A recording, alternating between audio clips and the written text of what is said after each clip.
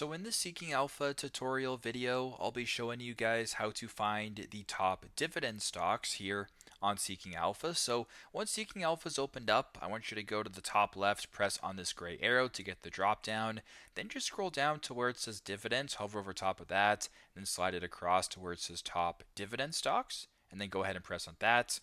So once you're here, it'll go ahead and show you the top rated high dividend stocks. So if you create a free account, you can go ahead and view the stocks that they claim are the top rated dividend stocks. If you go ahead and press this drop down, you can view a bunch of different stuff. So you can kind of slide down. It kind of changes how you want. You can also go to dividends right here. So I'll just exit out of here, dividends, and then you can view dividend ideas or news or etc. So dividend ideas right here. You can go ahead and view the latest regarding that as well. So very simple, very straightforward. This is how to find the top dividend stocks on Seeking Alpha.